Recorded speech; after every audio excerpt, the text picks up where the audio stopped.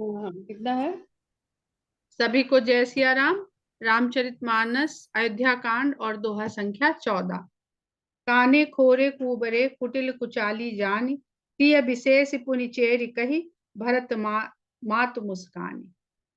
भरत की माता अर्थात कैकेयी जो शब्द कह रही हैं मंथरा को कि काने लंगड़े कुबड़े, इन लोगों को मन का कुटिल और कुचाल जानना चाहिए कि ये किसी का भला नहीं चाहते हैं।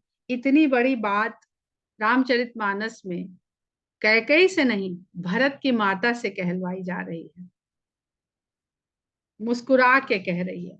इसके बहुत सारे संदर्भ हैं। अगर हम सामाजिक परिप्रेक्ष्य में देखते हैं तो ये समझ में आता है कि जो इस तरह के विद्रूप रूप वाले, तथा कथित विद्रूप रूप वाले लोग होते हैं, उनके साथ समाज या हम किस तरह का व्यवहार करते हैं। तो जब हम उनके साथ अच्छा व्यवहार नहीं करते हैं तो वो कुंठित होते हैं, अंदर से उनके भीतर एक कुंठा और एक फ्रस्ट्रेशन होता है।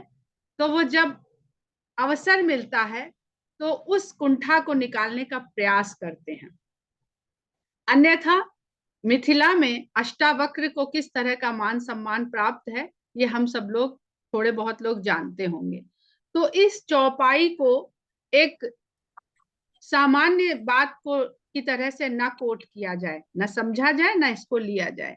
यह परिस्थिति जन्य है कि कैकेयी का तो भाव सबके प्रति प्रेम का है, राम के प्रति, सीता के प्रति, कौशल्या के प्रति, दशरथ के प्रति, और वो हर्षित हो रही हैं राम के राज तिलक की बात को सुन करके।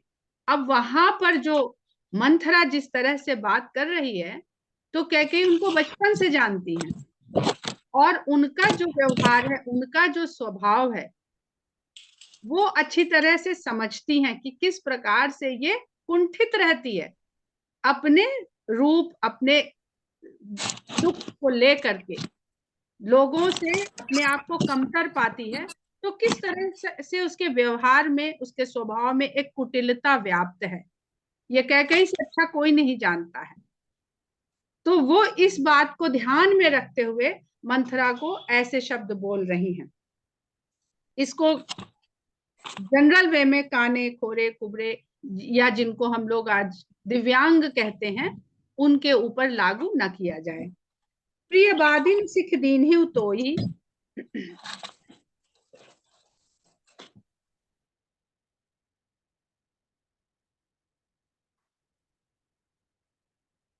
सरिता जी अपने आप को म्यूट करिए, आपका यहाँ से म्यूट नहीं हो रहा है। और इंदु जी, हमने आपको दोबारा से म्यूट किया है, प्लीज आप लोग प्लीज ध्यान रखा करिए इस बात का।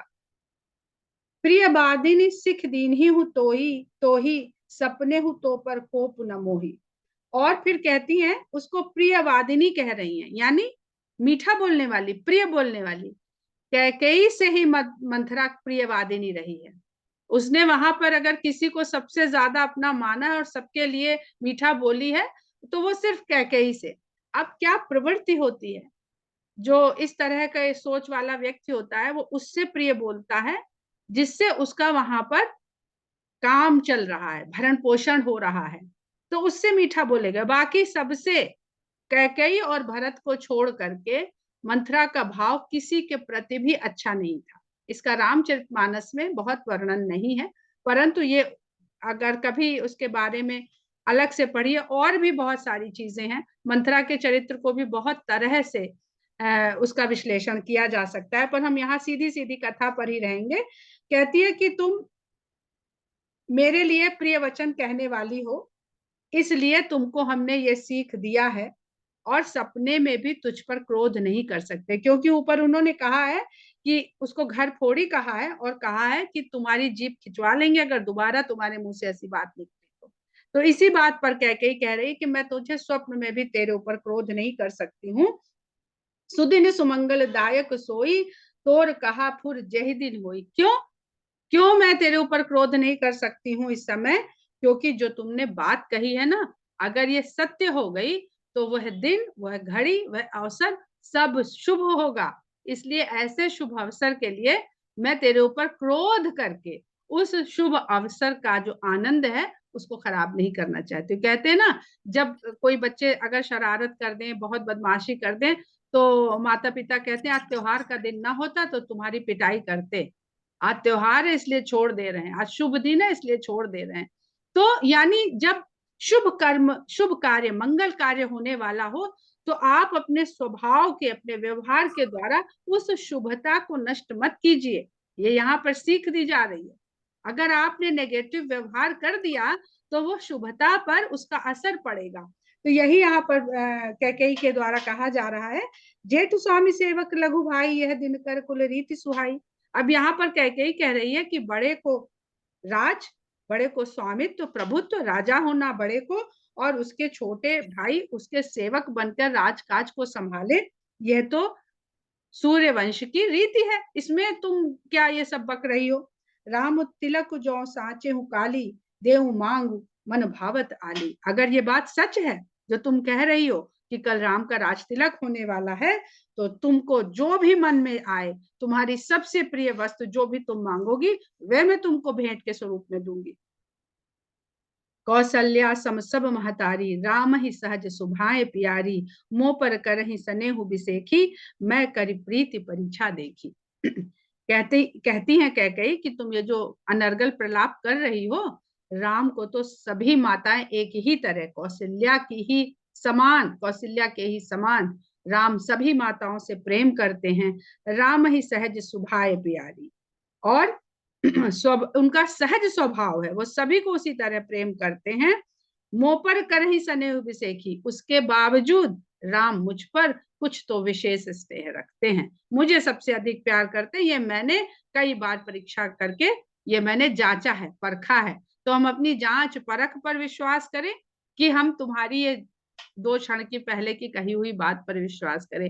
अगर कैकेयी के चरित्र को, इस नए स्वरूप को आप लोग समझना चाहते हैं तो आशुतोष राणा जी की राम राज्य पढ़िए, उसमें कैकेयी के चरित्र का बहुत सुंदर उन्होंने विश्लेषण किया है और बहुत लॉजिकल किया है।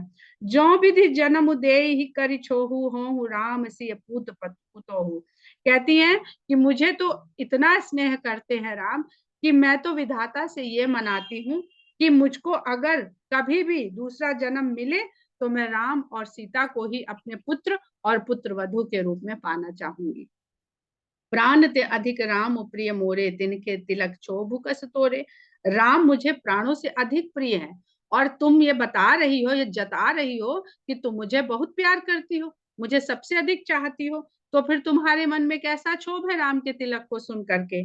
भरत सपथ तो ही सत्य कहूं, परिहरि कपट दुराऊ, हर्ष समय विषमऊ करसी, कारण मोहि सुनाऊ। कहती है कैकेयी कहती हैं कि तुमको भरत की सौगंध है, तुम ये सब जो घुमा फिरा के छल कपट रच के उससे लपेट के बातें कह रही हो, ये सब छोड़ो, और इस हर्ष के समय में तुम ये विषाद का रूप ओढ़े बैठी हो, इतना तुम्हारे भीतर से विषाद झांक रहा है, इसका क्या कारण है वो मुझे स्पष्ट कहो। ऐसे ही तो नहीं खुशी के मौके पे कोई दुखी होके बैठता है। एक ही बार आस सब पूजी, अब कछु कहब जीव कर दूजी। तो मंथरा कहती, अब मंथरा ने यहाँ से मनोवैज्ञानिक अपना प्रपंच रचना शुरू कर दिया। कहती है कि एक ही बार कह के उसका फल हमने देख लिया है, एक ही बार आस सब पूजी, एक बार कह के मेरी सारी आशाएं पूरी हो गई, तुमने बड़ा अच्छा मेरे कहे का हमको रेस्पॉन्स दिया है, बहुत अच्छा हमको बताया है, अब कुछ कहेंगे तो मेरी अब कछु कहब जीभ कर दूजी। अब इस जुबान से तो नहीं कह पाएंगे, क्योंकि तुमने कहा है कि अभी कुछ ऐसा बोली तो तुम्हारी जीभ कड़वा लेंगे, जीभ खिंचवा देंगे, तो अब तो दूसरी जीभ लाए तब तो कह पाए, क्योंकि इसको तो तुमने खिंचाने की बात कर दी है, तो अब हम कैसे कहें, इतनी बड़ी बात तुमने कह दी है। होरे जोगु कपारू अभागा, भले कहत दुख रौरे ही लागा। कहती है कि हाँ, मेरा जो ये सर है ये तो फोड़ने के ही योग्य है, मेरा सिर फोड़ने के ही योग्य है। जो अच्छी बात कहेंगे यहाँ से सोच के विचार के इस जीभ से, तो आपको बुरी लगेगी, तो अब हम कुछ नहीं कहेंगे, जाइए बैठिए आप, हमें नहीं कुछ भी कहना है, एक बार कह के उसका रिजल्ट हमने देख लिया है। कहा ही झूठी फुरी बात बनाई, ते प्रिय तुम ही करो मैं माई। कहती है कि जो तुमसे झूठी सच्ची बातें बना बना के कहे, बनावटी बातें, वही तुमको अच्छी लगती है। तुम्हें सच्ची बात सुनने का तुम्हारे अंदर सामर्थ्य ही नहीं है। हमहु कहा भी अब ठकुर सुहाती, ना ही तमौन रहा दिमुराती। तो अब अगर हम कह पाएंगे तो तुमसे हम भी ठकुर सुहाती यानी तुमको मीठी लगने वाली, तुमको अच्छी लगने वाली बातें करेंगे, यानी तुम्हारे बटरिंग करेंगे, तुम्हारे को मस्का पॉलिश हम भी करेंगे। नहीं तो भैया चुप पे बैठे रहेंगे। हम तो देखो सच बात कहेंगे, और सच बात तुमसे सही नहीं जा रही है। तुम जीभ कढ़ाने की बात कर रही हो और मुंह देखी की बात हमें करनी नहीं आती है। तो जब कर पाएंगे मुंह देखी की बात तब करेंगे, नहीं तो चुप पे बैठे रहेंगे। कैसे उसने जिज्ञासा, उत्सुकता पैदा करनी शुरू कर दी। जब किसी को कोई बात बताओ ना तो वो बार बार पूछेगा, बार बार पूछेगा। और बता दो तो वैल्यू बता के देख लिया, उसकी वैल्यू नहीं हुई। तो बिना वैल्यू के किसी को बात बताइए, उसका कोई असर नहीं होता। आप लाख हजार टके की किसी को सलाह दे आइए, पर उसने जानना नहीं चाहा है तो वो आपकी बात एक कान से सुन के दूसरे से निकाल देगा। पर वो आपको, अगर आपको उसने 1000 रुपए फीस दिया है और कहा है कि भाई हमारी ये समस्या, आप इसका निवारण बताइए, तो वो सुनेगा भी और मानेगा भी। कर कुरूप विधि परबस कीना, बवा सोलिनी नहीं जो दीना। कहती है अब अपने अपने ऊपर वो सहानुभूति का चक्र बना, घेरा बनाने लगी। कहती है हम क्या कहें, हमको तो विधाता ने पहले ही ऐसा कुरूप रूप प्रदान कर दिया, हमें ऐसा कुरूप बना दिया है। हमने जो बोया है हम वही काटेंगे। अर्थात अपने को निकृष्ट बता दिया कि अरे हमारे तो वैसे ही भागे फोड़ रखे हैं, अब मेरे साथ कोई और क्या बुरा करेगा। कौन रप हो हम ही कहानी, चेरी छाड़ी अब हो की रानी। और जो तुम्हें लग रहा है कि हमको बड़ा बुरा लग रहा है कि राम राजा होंगे, तो इस मारे हम दुखी हैं, इस मारे हम विषाद में हैं, तो हम तो दासी की दासी रहेंगे, चाहे जो कोई राजा हो, हमें क्या करना है। जा रे जोग स्वभाव हमारा, अनभल देगी न जाए हमारा। तो तुमने कहा कि मेरा स्वभाव बुरा है, तो हाँ मेरा स्वभाव जलाने योग्य ही है। इस मेरे जैसे स्वभाव वाले को तो जल ही जाना चाहिए। पर हम क्या करें, तुमसे तुम्हारा जो अहित होने जा रहा वो हमसे देखा नहीं देख जाता। तुमको छोटे से रखे हैं, पाले हैं, पोसे हैं, खिलाए हैं, पिलाए हैं, बड़ा किए हैं, और इतना तुम्हारे साथ ममत्व तो रहा है कि तुम्हारे विवाह के बाद तुम्हारे साथ यहाँ चले आए तो हमसे नहीं देखा देख जाता है। ताते कछुक बात अनुसारी, क्षमीय दे भी बड़ी चूक हमारी। इसलिए जो हमको समझ में आया वो हमने थोड़ा बहुत तुमसे कह दिया, तो हे देवी हमें क्षमा करो, हमसे गलती हो गई जो तुमसे इतनी बात कह दी। अब आगे हम कुछ नहीं कहेंगे। गूढ़ कपट प्रिय बचन सुन, ती अधर बुद्धि रानी, सुरमाया बस बैर नहीं, सुहृद जानी पतियान। अब जब मंथरा ऐसे उससे बात करने लगी कि बात तो बहुत गहरी है, पर तुमको हम नहीं कह पाएंगे। जब इस तरह से रहस्य के घेरे में बांध बांध के मंत्रा उससे बातें करने लगी, तो जो कैकेयी थी उसको ऐसा लगा कि नहीं ये बात तो सही कह रही है, यहाँ मेरा अपना कौन है। हम ससुराल में आते हैं, अगर जरा सा कोई अपशब्द बोल देता है तो हमको बहुत जल्दी हर्ट हो जाता। हम सोचते रहे इससे तो वहीं भले थे, कैसे हमारे पापा भाई सब हमको प्यार करते थे, यहाँ मेरी कोई कदर नहीं है। सुबह से हमने चाय नहीं पी, मगर कोई पूछने वाला नहीं कि तुमने चाय पी है कि नहीं पी है। तो ऐसे उसने देखिए कैसे उसके स्त्री के मनोविज्ञान पर उसने धीरे धीरे चोट करनी शुरू करी। तो उसको वो हितैषी लगने लगी कि हाँ ये तो मेरी बचपन से हमको पाली पोसी है, खिलाई है, पिलाई है, सब करिए, ये हमारा बुरा क्यों चाहेगी। सुरमाया बस बैर नहीं, सुहृद जान पतियान। और जो मंथरा, जिसकी अपनी कोई बुद्धि है ही नहीं, कोई आधार ही नहीं है उसके जानकारी का, न सोच का न विचार का, वो इस समय तो सरस्वती के चलाए चल रही है और देवताओं के वशीभूत है। इस परिस्थिति के चलते कैकेयी को वह अपनी हितैषी मालूम होने लगी। सादर पुनि पुनि पूछती ओही, सबरी गान मृगी जनु मोही। अब वो चुप मुंह फुला के मंत्रा तो बैठ गई कोने में। अब कैकेयी पुचकार रही है उसे, बार बार आदर सहित बुला रही, अच्छा बताओ तो, अच्छा गुस्सा नहीं हो, बताओ तो क्या बात कहना चाह रही थी।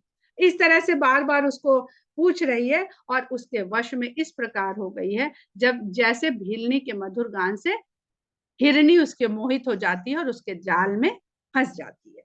तसी मत फिरी अहई जसी भाभी, रहसी चेरी घाट जनु भाभी। अब जो होनी है उस तरह की सबकी बुद्धि होने लगी। कहते हैं ना, विनाश काले विपरीत बुद्धे। तो होनी अपने अनुसार सबको चलाती है, इसी को देवता, इसी को इंद्रियों के वशीभूत होना, इसी सबको कहते हैं। तो कहते हैं कि रहसी चेर घात जनु भाभी। जब उसने देखा कि अब ये खुद ही जानने को पूछने को उत्सुक है, तो उसने सोचा कि ये दांव मेरा ठीक पड़ा। जो हम बाहर से आए और आते ही जड़ दिए इनके मुंह पे, वो बात सही नहीं करी थी हमने। अब ठीक समय है जो हम कहना चाहते हैं उसके कहने का। तुम हो पूछो मैं कहत डेराऊं, धरे हूं मोर घर फोरी नाव। फिर भी तसल्ली कर लेना चाहती है अपने भीतर कि अब की फिर वही बात करी तो फिर ना भिदक जाए रानी। तो कहती है कि अब देखो तुम पूछ रही हो और मैं कहना चाहती हूँ, पर कहते हुए डर लग रहा, क्योंकि अभी जो बात कही तुमने हमको घर फोड़ी का नाम दे दिया। तो अब हम कैसे कहें तुमको हितैषी और घर फोड़ी में फर्क ही नहीं समझ में आ रहा है। सज प्रतीत बहुविधि गढ़ी छोली, अवध साढ़ साथी तब बोली। तब बहुत कैकेयी ने बहुत मनुहार किया, बहुत मनाया, और ये भी अपनी अपनी तरह से बार बार ये तसल्ली करती रही कि अब कैकेयी जो है उसकी बात पे विश्वास कर लेगी। दुनिया भर की शुरू तक की सब बातें याद दिला दिला के उसके मन में ये पक्का विश्वास जमा लिया कि मुझसे बढ़कर तुम्हारा शुभ चिंतक कोई है नहीं अयोध्या में। तब वो इस प्रकार बोली जैसे अयोध्या में साढ़े साती की दशा लगने वाली हो। प्रिय सिय राम कहा तुम रानी, राम ही तुम प्रिय सो फुरी बानी। तुमने कहा कि तुमको सीता और राम बहुत प्रिय है, और ये भी सत्य है कि राम और सीता को तुम बहुत प्रिय हो। रहा प्रथम अब ते दिन बीते, समो फिरे हो ही पुरीते। कहती ये सब पुराने दिन थे और ये हो गए, बीत गए, अब ये दिन चले गए, अब समय बदल रहा है। और समय जब बदल जाता है ना, तो जो प्रेमी होते हैं, जो अपने प्रिय होते हैं, वो भी शत्रु बन जाते हैं, वो भी दुश्मन बन जाते हैं अपने। भानु कमल कुल पोषण हारा, बिनु जल जारी करे सुलझारा। जो सूरज कमल को पोषक है, जिस सूरज के निकलने से कमल खिल जाता है, जो कमल के कुल को पोषित करने वाला है सूरज, वो भी अगर सरोवर में जल न रह जाए तो वो फिर पोषित नहीं करता है। वही सूरज निकलने पर कमल मुरझा जाता है, सूख जाता है। समय बदल गया। अगर ग्रीष्म ऋतु है तो ग्रीष्म ऋतु में सूरज निकलने से तो कमल नहीं खिलता है, वो तो मुरझा के सूख के खत्म हो जाता है। जरी तुम्हारी चाह सवती उखारी, रूंधो करी उपाऊ बरबारी। तुम्हारी जो सौत है वो जड़ से तुमको उखाड़ने की प्लानिंग कर चुकी है।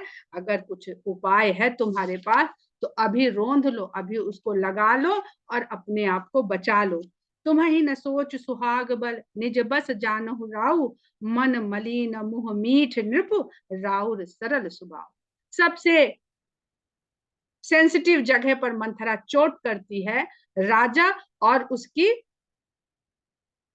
सौत, जो कौशल्या की, कैकेयी की सौत कौशल्या, वहां से वो इसके हृदय में घुसने का प्रयास कर रही है कुटिलता रूपी विचार को लेकर के। कहती है तुमको किसी बात का सोच नहीं है, तुम्हें अपने सुहाग पर अर्थात राजा के प्रेम पर बड़ा विश्वास, बड़ा बल है कि राजा तुम्हारे वश में है। इस कारण तुम अपने को सबसे रनिवास में, इस महल में सबसे पावरफुल समझती हो। लेकिन राजा का स्वभाव तो बड़ा मलिन है, वो मुंह पे तुम्हारी मीठी मीठी बातें करते हैं और तुमको समझ में नहीं आता, क्योंकि तुम सरल स्वभाव वाली हो। अब उसको अच्छा बता रही है और किस प्रकार से कह के अब वो बातें बोलेगी जो मंथरा बोल रही है। चतुर गंभीर राम महतारी, बीच उपाई निज बात सवारी। लेकिन जो राम की माता है वो चतुर है, चुप्पी है, दिखने में गंभीर है, पर भीतर भीतर उसने कैसा योजना खेली है। और बीच में तुम और दशरथ अपना सोचती हो बहुत प्रेम करते हैं, तुम्हारे वश में है, लेकिन बीच में कौशल्या ने अपना काम कैसा बना लिया कि तुम्हें खबर भी नहीं होने पाई। पठे भरत भूप ननि औरे, राम मात मत जानब रौरे। कहती है कि देखो तुम किसी को पता नहीं चला कि भरत को जो ननिहाल भेजा गया उसके पीछे असल में कौशल्या की ही चाल थी, ये कौशल्या की ही योजना थी। और उसी ने ये सब रचा है कि जब भरत ननिहाल चले जाएं तो वो किस प्रकार से राजा से अपना काम करवा ले और अपने पुत्र को राजा बनवा ले। से वही सकल सवती मोहिनी के, गर्भित भरत मातु बल पी के। कहती है कि कौशल्या ये जानती है कि जितनी भी उसकी सौतें हैं वो सब कौशल्या का बड़ा आदर सम्मान करती हैं, उनकी सेवा में लगी रहती हैं। ऐसा वर्णन है बहुत जगह कि राजा दशरथ की अनेक रानियां थी, उसमें से 3 ये प्रमुख रानियां थी, कौशल्या, सुमित्रा और कैकेयी। तो कहती है कि गर्भित भरत मातु बल पी के, बस एक भरत की माता है जो अपने घमंड में रहती है, अपने गर्व में रहती है, वो मेरी चाकरी नहीं करती है, वो मेरी सेवा शुश्रूषा में नहीं लगी रहती है। साल तुम्हारे कौशील ही माई, कपट चतुर नहीं होई जनाई। इसीलिए तुम उसको खटकती रहती हो, तुम ही बस खटकती हो और तो सब उसकी क्योंकि सुमित्रा और कौशल्या का बहुत बहुत सुंदर संबंध था। ऐसा भी वर्णन है कि कौशल्या और सुमित्रा सगी बहनें थी। तो कहती है कि तुम ही से बस तुम ही उसको खटकती हो, क्योंकि तुम उसकी बहुत ज्यादा चापलूसी नहीं करती हो, कपट चतुर नहीं होई जनाई। लेकिन वो इतनी चालाक है कि उसके मन में क्या है वो ऊपर से दिखता नहीं है, तो इसलिए तुमको समझ में नहीं आता है कि वो भीतर ही भीतर किस प्रकार तुम्हारी काट करने की कोशिश में रहती है। राजा ही तुम पर प्रेम बिसेखी, सवति सुभाव सकई नहीं देखी। ये कौन सी सौत देख सकती है कि उसका पति जो राजा है वो उसकी सौत पे अधिक प्रेम करता हो। तो ये उसको अच्छा नहीं लगता है, पर ऊपर से ऐसे दिखाती है कि जैसे उसे कोई फर्क नहीं पड़ता। अब कैकेयी को वो बिल्कुल मनोविज्ञान में, स्त्री मनोविज्ञान के द्वारा उसको घेर रही है। रच प्रपंच भूप ही अपनाई, राम तिलक ही लगन धराई। इसलिए उसने अपना जाल बिछाया है, प्रपंच रचा है और राजा को अपने वश में करके राम के राज तिलक की लगन निकलवा ली है, और इतनी शीघ्र निकलवा ली है कि जब भरत भी यहाँ नहीं है। ऐसी कौन सी जल्दी पड़ी थी।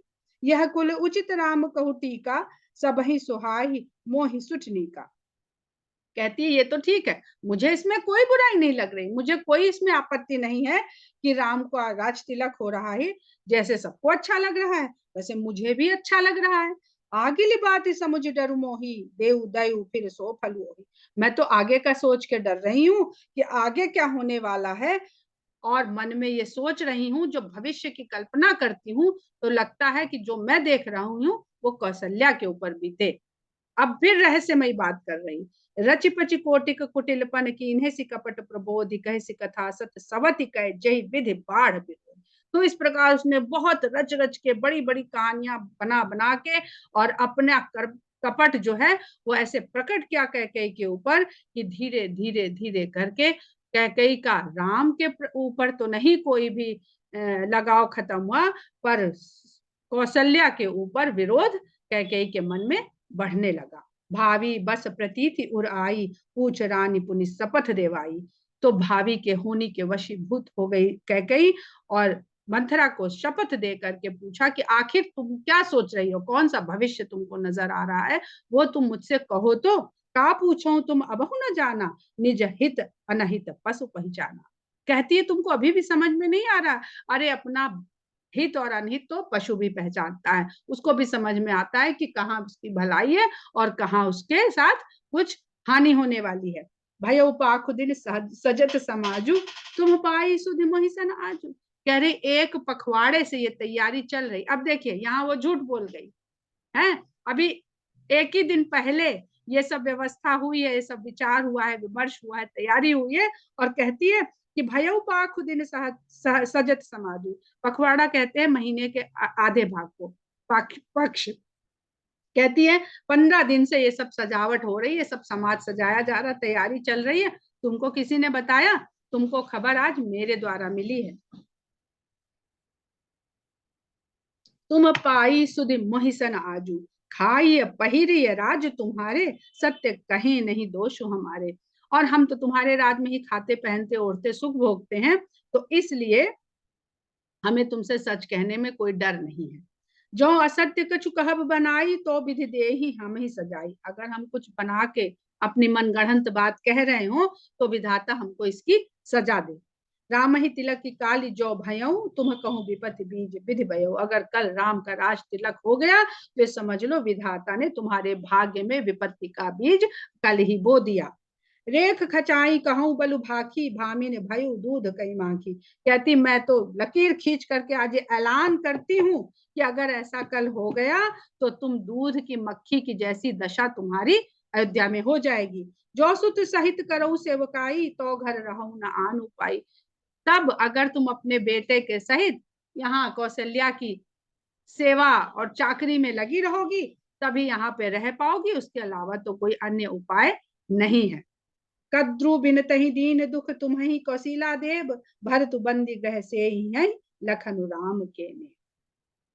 कद्रु बिनता की कथा कहती है। कद्रु बिनता आपस में सौत है, कश्यप मुनि की पत्नियां हैं। कद्रु दक्ष की पुत्री है और उसकी कथा है, जिसका उदाहरण देके कि किस प्रकार कद्रु ने बिनता को, कद्रु बिनता ही दीन दु, किस प्रकार का ध्रुव ने बिनता को दुख दिया, और वही वैसे ही तुमको कौशल्या देगी। क्यों एग्जाम्पल दिया कि अरे संसार में तो देखो सौत कब किसी सौत की हुई है, कब किसी सौत को सौत ने चाहा है, उनमें तो ईर्ष्या का ही भाव ही रहता है। उदाहरण भी दे दिया। तो वही तुम्हारे साथ कौशल्या करने वाली है कि भरत को तो बंदी गृह में डाल दिया जाएगा, और लक्ष्मण तो वैसे ही राम के बहुत प्रिय हैं, तो वो तो नेबदार हो जाएंगे, वो तो कोई बड़ा बढ़िया अधिकार क्षेत्र पा जाएंगे। कह कह सुता सुनत कटुबानी, कही न सकई कछु सहम सुखानी। अब जो दृश्य उसने खींचा उसमें कह कही क्या देख रही है कि लक्ष्मण जी हुजूरी कर रहे हैं राम की, और लक्ष्मण के क्रोध को सब जानते हैं बचपन से। राम को तो धीर गंभीर जानते हैं, लेकिन लक्ष्मण का स्वभाव सब जानते हैं कि ये तो उलट पुलट कर देंगे अगर इनको कोई बात टेढ़ी लग गई। और राम का अगर किसी में समझ में आ गया तो राम भले कुछ ना कहें, लक्ष्मण उसको जरूर मजा चखा देंगे। तो ये दृश्य जब उसने कल्पना ने किया, तो उसकी कड़वी वाणी से, मंत्रा की कड़वी वाणी से सुनकर तो वो कुछ कह ही नहीं पाई। वो सहम के थर थर कांपने लगी अपने भविष्य का ये रूप देख के। अब यहाँ समझने वाली बातें दो तीन है। एक तो कि जो आदमी वर्तमान में नहीं रहता है, भविष्य की कल्पना करता है, तो वो सिर्फ कल्पना कर रहा। जिस प्रकार भूतकाल को बदला नहीं जा सकता है, जो हो गया सो हो गया, तो उस पर विचार नहीं करना चाहिए, उसको सोच के दुखी होके नहीं बैठना चाहिए, ना उसको सोच के उछलना चाहिए कि हम तो भाई कल राजा थे, आज हम गरीब हो गए हैं, तो हम कैसे ये काम करें। दोनों ही सूरत में तो जिस प्रकार भूत को नहीं बदला जा सकता, वो तो हो गया, उसी प्रकार भविष्य तो आप जानते ही नहीं हो क्या होने वाला है। तो यहाँ पर यह भी संदेश दिया जा रहा है, हम लोग तो सब राम कथा को जानते हैं, तो हमें पता है कि ऐसा तो कुछ हुआ नहीं। तो कैकेयी का जो ये भ्रम है, जो ये भय है, ये सब झूठा है, निराधार है। इसको हमें अपने जीवन में अप्लाई भी तो करना चाहिए। ये थोड़ी कि खाली कथा सुन ली और जी बड़ा मजा आ गया और आगे बढ़ गए। ये इस प्रसंग से हमको ये सीखना चाहिए कि वर्तमान में रहना चाहिए, भविष्य की झूठी कल्पनाएं नहीं बनानी चाहिए। वो थर थर कांपने लगी, तन पसे कदलीजी में काफी, केले के पत्ते की तरह उसका शरीर थर थर कांपने लगा। कुबरी दसन जीभ तब चापी। अब मंत्रा डर गई कि अरे लगता है इसको तो कुछ हो जाएगा, ये तो इसकी हालत ऐसी खराब हो गई। अब डर के मारे मंत्रा ने अपनी जीभ को दांतों तले दबा लिया। कहीं कहीं कोटिक कपट कहानी, धीरज धरहु प्रबोधि सिरानी। फिर उसने अनेक और कथाएं सुनाई और उसको प्रबोध किया कि ऐसा कुछ होएगा नहीं, मैं हूं ना, मैं बताती हूँ, मैं संभालो अपने आप को, अगर ऐसे घबरा जाओगी तो कैसे सामना करोगी ऐसी परिस्थिति का। ऐसा कह कह के, ऐसा समझा समझा के उसने कैकेयी को फिर से सामान्य अवस्था में लाई। हो हिरा करम प्रिय लागी कुचाली, बकी सराही मान मराली। इस प्रकार मंथरा के व्यवहार से, मंथरा की बातों से कैकेयी का जो सोच थी वो पलट गई, और कैकेयी का भाग्य भी पलट गया मंथरा की इस कुचाल से। और मंथरा जो बगुली थी वो कैकेयी को हंसिनी के समान दिखाई पड़ने लगी। दोनों ही श्वेत रंग के पक्षी होते हैं, परंतु दोनों एक एक के ध्यान को बगुला भगत कहा जाता है, जो खाली झूठा ध्यान लगाता है।